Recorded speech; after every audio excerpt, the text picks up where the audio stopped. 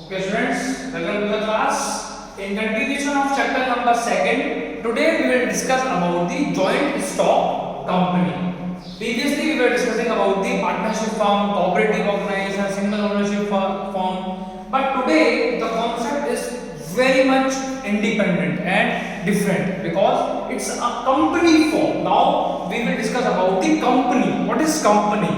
Company is a firm in which shareholders are there who invest their money in the company. अब आप पूछेंगे कौन सी money?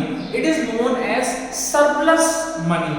जिस आदमी के पास अपनी इनकम में से अपने सारे एक्सपेंसेस बियर करने के बाद जो एक्स्ट्रा मनी बचती है उसको हम क्या बोलते हैं? Surplus money. तो the person who is having surplus money and wants to invest in the company, it form of business is known as company form of business who attract the general public for the investment. देखिए joint stock company investment of huge capital from general public. General public से पैसा attract करते हैं, लोगों को वो attract करते हैं कि लोग हमारी कंपनी में आकर के अपने पैसे को इन्वेस्ट करें, और जो पैसे इन्वेस्ट करते हैं उसको फिर वो लोग क्या बोलते हैं? Share holder. The person who has purchased the shares of the company, that person will be known as shareholder. कौन कहलाएगा? Shareholder. So there are some features of joint stock company. First, its separate legal existence. In joint stock company, it is having a separate legal existence because the company is to be get registered under the registrar office. Law से बनती है और joint stock company जो होती है उसका एक legal existence होता है, वो किसी के नेम से निकलती है, कंपनी खुद अपने नेम से गवर्न होती है. आर्टिफिशियल पर्सन, देखिए जो कंपनी फॉर्म ऑफ बिजनेस है उसके अंदर किसी आदमी की, कंपनी की फिजिकल एग्जिस्टेंस तो कुछ है ही नहीं, कंपनी तो सिर्फ पेपर्स में है, लेकिन कंपनी को जो चलाने वाले लोग होते हैं उसके जो ऑथराइज्ड सिग्नेटरीज होते हैं उनको हम क्या कहते हैं? Directors. Shareholders are the person who are having the company's ownership. उन लोगों के पास तो क्या है? ओनरशिप है, but they appoint their directors to manage the managerial activities of the company. So company is an artificial person. Third is registration. The company should be get registered under the Companies Act 1956. ये आपको ध्यान रखना है, इसके लिए लिखा है companies act 1956 के अंदर ही आपको कंपनी का रजिस्ट्रेशन करवाना होता है. देन परपेचुअल सक्सेशन, इसका मतलब ये होता है the company will continue its business up to the time period when it is not comes under the legal and process. अगर कोई लीगल एंड प्रोसेस के अंडर में कंपनी बंद हो रही है तब तो बात अलग है, वरना कंपनी की जितनी भी एक्टिविटीज हैं वो कंटिन्यू रहेंगी. चाहे कंपनी का कोई ओनर की डेथ हो जाती है उससे कंपनी को कोई फर्क नहीं पड़ने वाला है, कंपनी में नए लोग आते हैं, लोग चले भी जाते हैं, उससे भी कंपनी को कोई फर्क नहीं पड़ता है. Company will continue its business till the end of legal procedure. जब तक लीगल प्रोसीजर से कंपनी वाइंड अप नहीं हो जाएगी तब तक कंपनी अपने बिजनेस एक्टिविटीज को रन करेगी. नए मेंबर आते हैं, पुराने मेंबर चले जाते हैं, किसी मेंबर की डेथ हो जाती है, इन सब चीजों से कंपनी फॉर्म ऑफ बिजनेस को कोई इफेक्ट नहीं होगा. कॉमन सील, देखिए कंपनी का फिजिकल एग्जिस्टेंस नहीं है, कंपनी साइन नहीं कर सकती.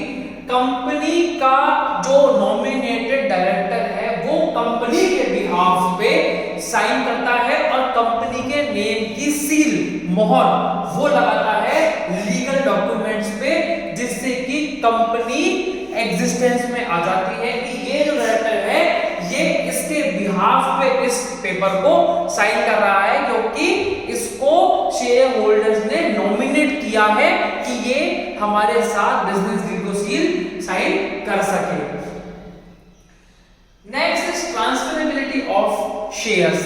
देखिए हमने बोला the person who is having the surplus amount, surplus money can invest its money in the company, then that person will be known as shareholder. और अभी हमने बात की कि परपेचुअल सक्सेशन की कि किसी की कोई रेस्ट्रिक्शन नहीं है, कोई भी आदमी कंपनी में इन हो सकता है, आउट हो सकता है। अब वो इन हो रहा है तो कब हो रहा है, जब वो कंपनी के शेयर्स को परचेज कर रहा है, और वो आउट कब हो रहा है, जब कंपनी के शेयर्स को या तो बेच रहा है या कंपनी को सरेंडर कर रहा है। बेच वो किसको सकता है, ए पर्सन बी पर्सन को अपने कंपनी के शेयर्स को बेच सकता है at the share price value, जो शेयर की उस दिन की वैल्यू है उस शेयर प्राइस वैल्यू पे वो अपने शेयर को बी पर्सन को सेल आउट कर सकता है। That is known as transferability of shares. आप अपने शेयर को किसी भी आदमी को ट्रांसफर कर सकते हो, चाहो तो उन शेयर्स को दोबारा कंपनी को सरेंडर कर सकते हो कि भाई I don't want to be the member or the shareholder for the further long time. Next separation of ownership and control. देखिए ओनरशिप किसके पास है, शेयरहोल्डर्स के पास है। The persons who are having the shares of the company will known as the owners, but the control over the manager's activity will be of directors who are the nominated persons from the shareholders. shareholders ने जिन लोगों को company का director बनाया है, they will control the operational or managerial activity of the business. That is why it is having separation of ownership and control. Next is limited liability.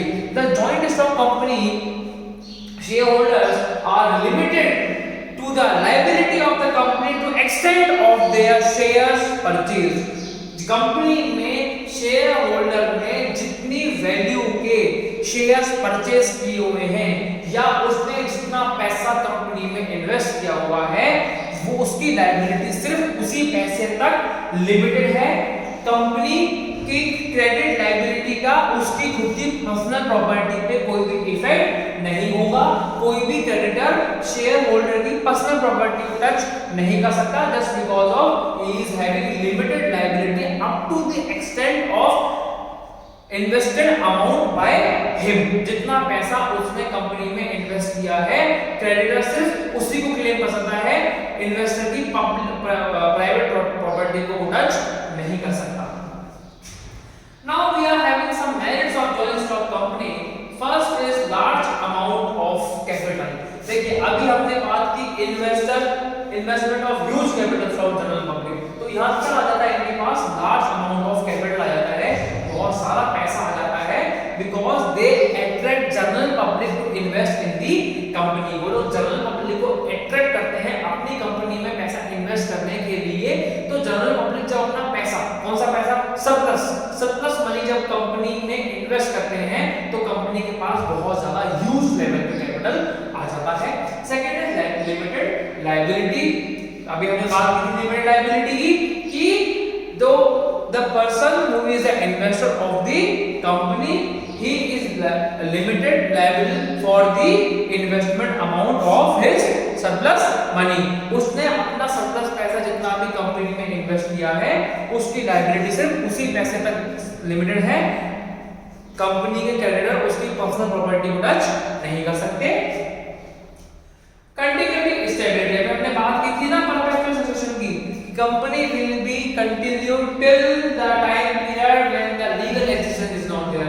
अगर कोई legally कोई procedure आ जाता है जिससे कंपनी बंद होनी है तब तो बात अलग है, बाकी कंपनी कंटिन्यू चलती है, चाहे कोई मेंबर इन हो रहा है, आउट हो रहा है, किसी मेंबर की डेथ हो जाती है, इससे कंपनी को कोई फर्क नहीं पड़ेगा। एफिशिएंट मैनेजर, अभी हमने बात की कि कंपनी के जो ऑपरेशंस हैं they are controlled by the directors of the company and director are the person who are competent and efficient in their segment और इन देयर स्पेशलाइजेशन। वो डायरेक्टर वो बनता है जो बहुत ज्यादा क्वालिफाइड है, स्पेशलाइज्ड है, टेक्निकली मेंटली सब तरीके से बहुत कैपेबल है, that person is known as director. तो एफिशिएंट मैनेजमेंट होता है कंपनी में, क्या होता है, बहुत ज्यादा एफिशिएंट मैनेजमेंट होता है due to the appointment of directors. Growth and expansion, अभी हमने बात की कि एक तो लार्ज अमाउंट ऑफ कैपिटल है, हमारे पास बहुत पैसा है, दूसरा हमने बात की एफिशिएंट मैनेजमेंट है हमारी कंपनी में, just because of appointment of efficient directors, तो company can go with growth and expansion. Company grow कर सकती है, कंपनी अपने बिजनेस एक्टिविटीज को एक्सपेंड कर सकती है। Easy transferability of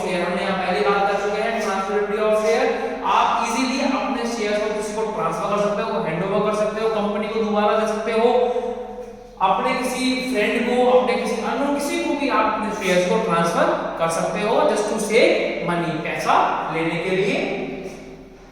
public confidence, देखिए पार्टनरशिप में और सिंगल ओनरशिप फर्म में एक डिफरेंस हमने क्या बताया था कि पार्टनरशिप फर्म में जो जनरल पब्लिक का कॉन्फिडेंस होता है वो इतना नहीं होता है। क्यों नहीं होता है? क्योंकि कंपनी का लीगल एग्जिस्टेंस नहीं है। लेकिन जब यहाँ कंपनी का लीगल एग्जिस्टेंस है तो पब्लिक का कॉन्फिडेंस भी बहुत ज्यादा डेवलप हो जाता है कि company is having a legal existence in the world. इस वर्ल्ड में इसका लीगल एग्जिस्टेंस है, ये कंपनी रजिस्टर्ड है, कंपनीज एक्ट 1956 लॉ से अंडर रजिस्टर्ड है। तो general public is having the confidence to invest their surplus money in the company. देखिए मैंने ये क्यों बोला है, क्योंकि जो कंपनी के जो शेयर्स हैं वो मार्केट में कब आते हैं? After the approval of SEBI. जब तक सेबी SEBI जब तक सेबी आपकी कंपनी को अप्रूवल नहीं देगा तब तक आपकी कंपनी के जो शेयर्स हैं वो मार्केट में इंट्रोड्यूस नहीं हो सकते जनरल पब्लिक के लिए। दैट इज व्हाई कंपनी के जो शेयर्स हैं वो लोग कब परचेज कर पाते हैं? जब कंपनी सेबी में रजिस्टर्ड हो जाती है। और सेबी में रजिस्टर कराने के लिए कंपनी को बहुत सारी फॉर्मेलिटीज को फुलफिल करना होता है। कंपनी का एक बहुत बड़ा अमाउंट सेबी में सिक्योरिटी मनी के रूप में जमा हो जाता है। तो सेबी भी सिर्फ उसी पैसे के अकॉर्डिंग आपको कंपनी में अपने शेयर इशू करने की परमिशन देती है कि आप इतनी वैल्यू तक के शेयर्स मार्केट में इशू कर सकते हो। That is why general public is having confidence in the joint stock company. Then democratic management, देखिए अभी हमने बात की कि जो मैनेजमेंट है वो किसके हैंड में है? डायरेक्टर्स के हैंड में है। और कोई एक डायरेक्टर अपने लेवल पे डिसीजन नहीं ले सकता। The directors will call a general meeting and that in that general meeting they will take a common decision in respect to the profit level of shareholders. Shareholders को profit level बढ़ाने के लिए वो लोग company favour में एक common decision लेते हैं, but they can take the common decision after conducting a general meeting. Then disclosure of ownership, देखिए कंपनी की जो ओनरशिप होती है वो किसमें होती है? वो ओनर्स के पास होती है। कौन से ओनर्स? कंपनी के शेयर होल्डर्स के पास होती है। वो जो भी चाहते हैं कंपनी के बेनिफिट में वो अपने डिसीजंस ले सकते हैं। देन सोशल रिस्पांसिबिलिटी, कंपनी क्या करती है? CSR कॉर्पोरेट सोशल रिस्पांसिबिलिटी का जो पार्ट है वो बहुत ज्यादा इफेक्टिवली करती है। कंपनी सोसाइटी से लिए गए रिसोर्सेज को यूटिलाइज जब कर रही होती है तो वो सोसाइटी के बेनिफिट के लिए भी बहुत कुछ सोचती है। इसका कोई भी एग्जांपल आप ले सकते हैं। से फॉर एग्जांपल आप हेवल्स के एग्जांपल ले लीजिए। हेवल्स का एक मिड डे मील चलता है QRG फाउंडेशन का मिड डे मील चलता है जिसके अंडर में Havells per day Alwar district के 50,000 गवर्नमेंट स्कूल के स्टूडेंट्स को मिड डे मील दोपहर का खाना प्रोवाइड करवाते हैं। This is social responsibility of the company. Company क्या करता है? सोशल रिस्पांसिबिलिटी को फुलफिल करता है। ना आपका सिंगल ओनरशिप, ना आपका पार्टनरशिप, ना आपका कोऑपरेटिव फर्म, ये कोई भी जो है सोशल रिस्पांसिबिलिटी के बारे में नहीं सोचता है। लेकिन कंपनी जो है, जॉइंट स्टॉक कंपनी जो है वो सोशल रिस्पांसिबिलिटीज के बारे में सोचती है। तो these are the features and merits of joint stock